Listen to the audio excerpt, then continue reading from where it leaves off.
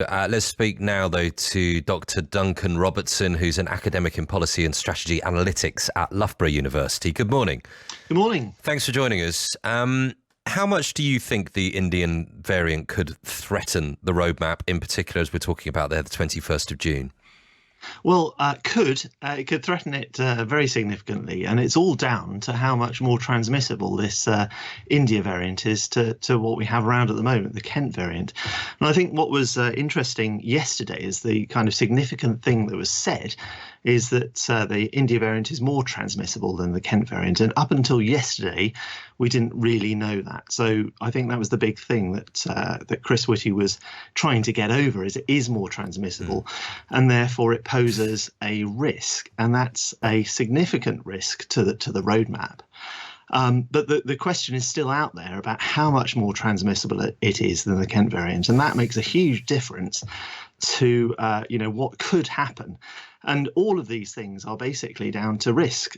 We don't know what's going to happen, but we have scenarios about what could happen. And if the India variant is, say, 40 to 50% more transmissible, then all bets are off, basically. But even if that is the case, if it is transmitting at that higher rate, at the moment it's currently spreading in younger, unvaccinated people broadly, isn't it? But if the vaccines work as they should, if they protect the most vulnerable, if they prevent severe disease, prevent hospitalizations, and ultimately prevent death, then why should we be that much more concerned?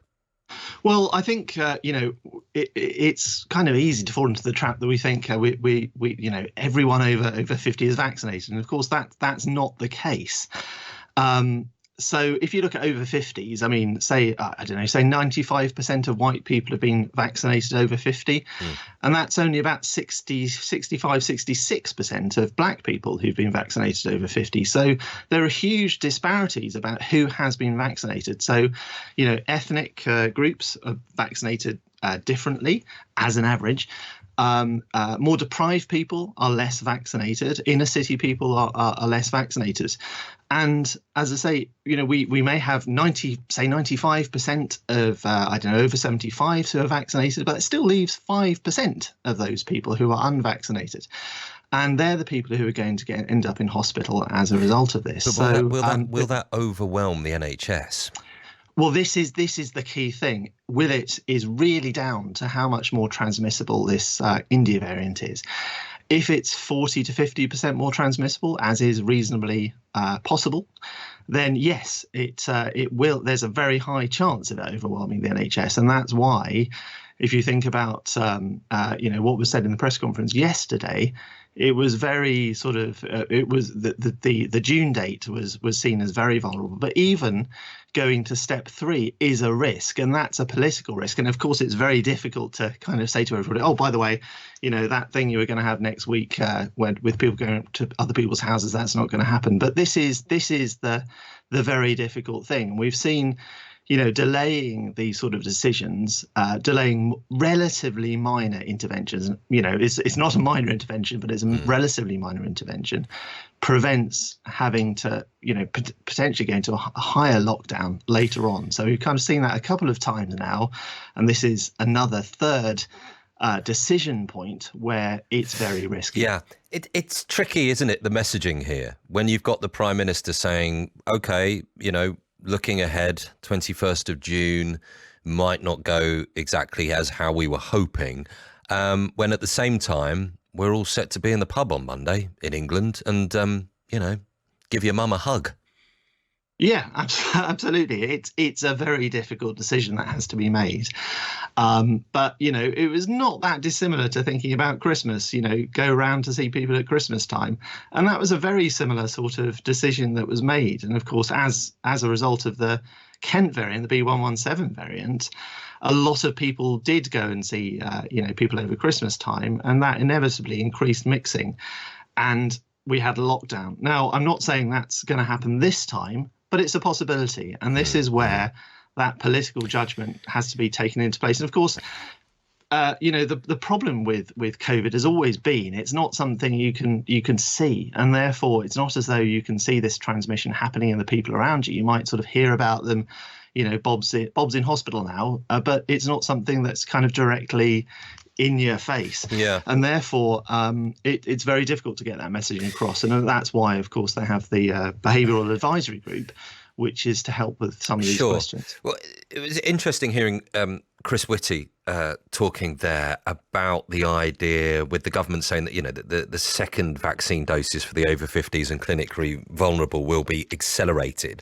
What do you think of that as a strategy? Because obviously speeding up second doses, that inevitably means depriving younger people of their first dose, right? Yeah, and once again, this is a very difficult thing. So, in places like Blackburn and Bolton, you've got the problem now, and you have lots of transmission happening at the moment. But if this variant is much more transmissible, then you're going to have that problem in 2 or 3 weeks in other places. So it's kind of, if you just respond to where the hotspots are now, then that's probably not the most efficient use of vaccines. But if you look at where these places are, you can see the map of uptake. You can see potentially where's going to be next. And the reason is it's what are we trying to do? Ultimately, we're trying to reduce the number of people who go into a hospital and don't come out of hospital. And so, the reason for sort of going and going from 1 dose to 2 dose is you sort of reduce hospitalization from 1 dose from, say 80% up to 93%, for example. And that doesn't sound a lot, but that's a huge number of people who potentially aren't going into hospital. So I completely understand the reasons about thinking let's go and vaccinate where the problem is now, but because those the immunity takes time to kick in, there are going to be other places that are going to benefit in the future. Just a final one. I wasn't going to ask you this, but just a final one. In respect of the government decision making around of all of this, right? We knew that cases were going up in India. There was evidence of a variant developing in that country.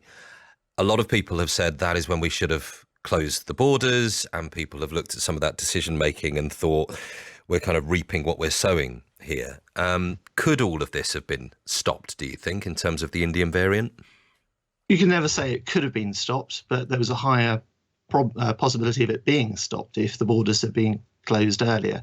And of course, these are all the sort of very difficult political decisions that prime ministers have to make about reducing transmission now against, the economy and trade deals. But I think, in terms of the decision making, it would have been nice to ask these questions of the Chief Scientific Advisor, Patrick Vallance, who wasn't there at the press conference yesterday and would have been able to answer some of these questions. Okay. Good to speak to you, Duncan. Thank you very much indeed.